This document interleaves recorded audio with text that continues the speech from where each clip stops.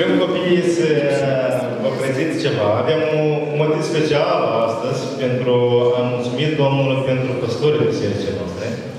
Așa că vrem copiii au un program și mai departe o să vedeți. Da? Eu le dau voie.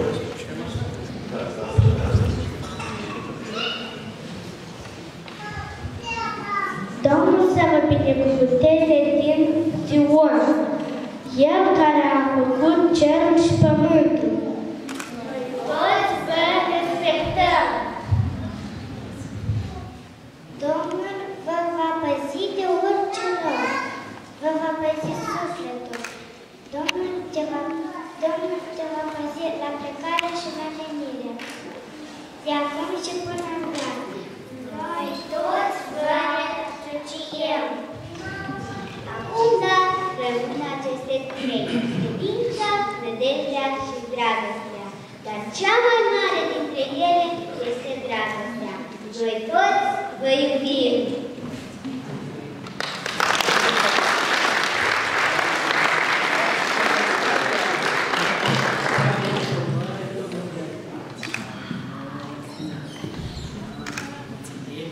Între timp vreau să explic ce are loc aici pe scenă. Astăzi, bisericile evanghelice din țară marchează ziua păstorului, așa numită Ziua Păstorului, și noi avem un prilej deosebit să-i mulțumim lui Dumnezeu pentru păstorii noștri scumpi care ne slujesc cu toată inima, neobosiți, pentru care biserica nu este o activitate doar duminică de duminică, dar care trăiesc cu biserica și 24 de ore se dedică bisericii. Vă mulțumim foarte mult și vrem cu acest prilej să vă felicităm cu această frumoasă sărbătoare pe fratele Vasile, sora Năstica, pe Andrieș și cu Ala, care nu este acum, care este și ea într-o slujire acum la Rusca, dar pentru dumneavoastră, fratele Vasile și sora Năstica, vreau să spun că Dumnezeu v-a încredințat, așa cum Apostolul Petru spune în capitolul 5, v-a încredințat turma lui Dumnezeu, adică pe noi ne-a încredințat sub paza dumneavoastră. Și ne bucurăm că păstoriți această turmă, ne păstoriți de bună voie, după voia lui Dumnezeu, nici de punct de silă și nu pentru un câștig mâșor, dar cu lepădare de sine și dând o pildă frumoasă. Și fiecare, cred că, din această sală pe care păstoriți o să poată spune același lucru. Sunteți ambii o pildă frumoasă pentru noi și eu întotdeauna, când am avut ocazia de a spune, pot să calc pe urmele dumneavoastră, cum dumneavoastră călcați pe urmele Domnului Iisus Hristos. Și din partea întregii biserici vă dorim ca atunci când se va arăta păstorul cel bun, voi amândoi să primiți cununa slavei care niciodată nu se vestejește. Dumnezeu să vă binecuvânteze!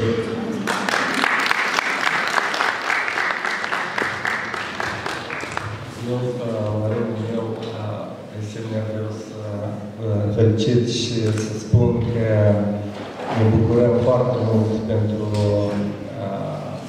păstorii pe care le avem, pentru felul vostru cum sunteți, exemplu pe care ne-l dați. Atunci când am pocăit și am căutat pe Dumnezeu, tot timpul mi-era frică să nu mai înșele cineva și am înțeles că trebuie să văd persoana, să urmez persoana sau modelul creștin, acel care vorbește și îndeplinește.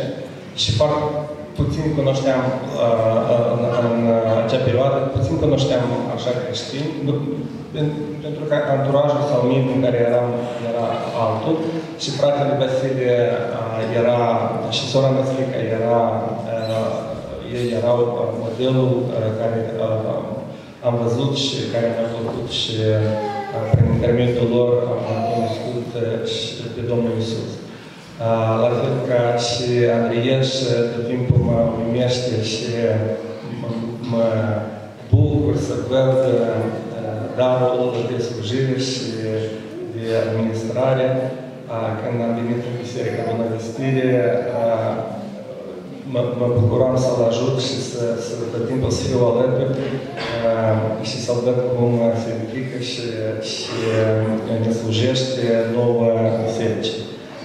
Noi ne bucurăm și ca fiecare creștin care îl iubește pe Dumnezeu nu poate să nu iubească păstorii. Deci asta vrem să vă reamintim și acum și fiecare ocazie că îl iubim și ne bucurăm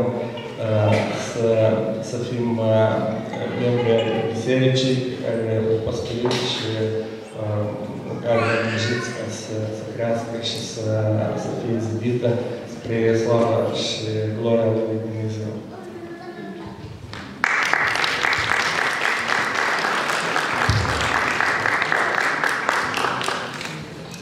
Mulțumesc, Vitalie, mulțumesc, Roman, pentru cuvintele voastre frumoase, care ne-au mers drept la inimă și mulțumim bisericii pentru gestul ăsta deosebit de frumos din partea voastră.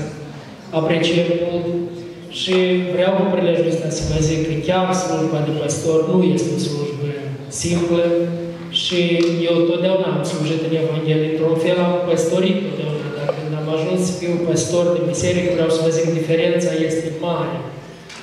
Viața unui păstor este legată cu multe dezamăgiri.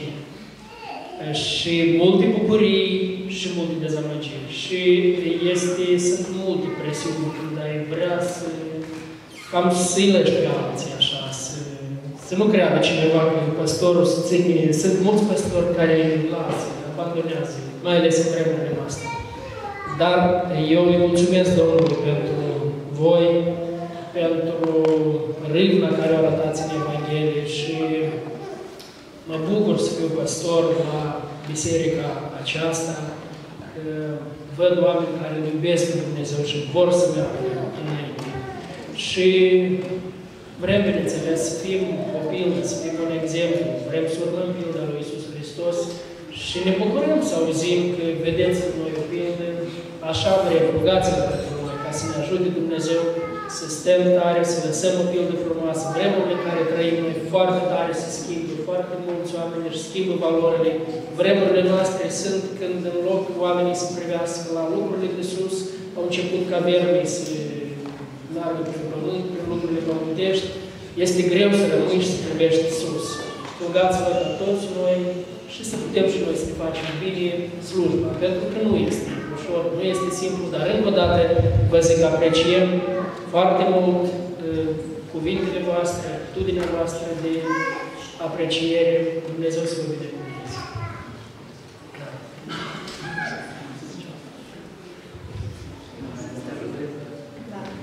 Bine, eu nu m-am gândit să vorbesc, dar de fapt e sărbătoarea păstorului și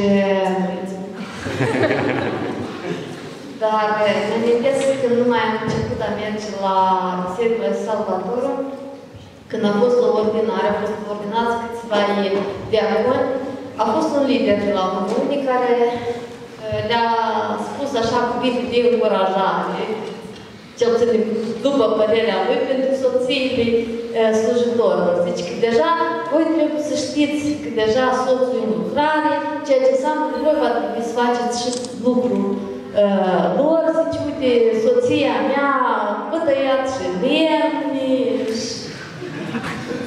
Acum, eu prilejul ăsta vreau să-i mulțumesc lui Vasile că el, într-adevăr, cei mai mulți știți că el mai mult e plecat, dar poate fac mai mult lucru, dar lemni n-am ajuns să tai și multe lucruri care sunt burbărbătești, n-am ajuns să le fac. Și îi mulțumesc că întotdeauna au avut grijă ca să-și facă foarte bine datoria lui de soț, așa că chiar dacă mult a fost plecat, noi grija și dragostea lui am simțit-o întotdeauna și prilejul ăsta vreau să-i mulțumesc și la Andrieș. Andrieș a fost un înger păstor pentru noi. De multe ori așa se mai întâmplă la să se pleacă și înceapă la dărma tot rămândat la apartament, știi, cu multe deodată și mi-era rușine să sun la cineva și o sunat el, zice că aveți nevoie de un ajutor ceva și a venit țara cu ala, a rezolvat tot și ala și dimineața m-a spus că ala un născut al noi drum era foarte rău și a dus să sărutare. Așa că mulțumesc mult, Andrei, și pentru grija care tot timpul ai arătat și respect și față de Vasile și pentru familia noastră. Dumnezeu să te binecuvânteze. Ușor să slujești atunci când ai un exemplu. Și frate Vasile este învățătorul meu, exemplul meu. Și atunci când ai așa un om în față, nu ai altceva decât să-i mulțumești Dumnezeu pentru că ți-a dat un astfel de far care permanent este cel care te încurajează, te ridică atunci când cazi și ceea ce văd la el mă stăruie să aplic față de ceilalți din jur și asta este doar meritul Domnului Iisus pentru că El este Cel care a pus această dragoste în inima mea pentru că eu nu credem în dragoste. Și El este Cel care a făcut ca să cred, să arăt și celor din jurul meu și mulțumesc pentru că am cui slujim, am cui mă dăruim și Domnul să ne binecuvânteze pe fiecare în parte, cu sănătate, cu pace, în așa fel ca să ne slujim unii altora în Hristos, pentru slava sa. Amin. Vreau să vă spun că, se filmează tot, da? Vreau să vă spun că mai avem încă doi păstori la biserică. Este vorba de Alexei și Sergiu. Unul este în Afganistan, altul este în Pakistan, împreună cu familiile lor și mulțumim foarte mult Domnului pentru ei, chiar dacă ei sunt mai puțini aici. Când sunt acasă, știți voi bine cât de prinși sunt ei cu lucrarea.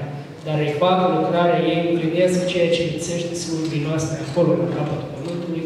Ei fac lucrarea și toți împreună lucrăm și vreau să exprim aprecierea și față de ei apreciez dedicarea lor deosebită și faptul că își pun viața în joc continuu împreună cu familiile lor și sunt foarte recunoscători și mândru să fiu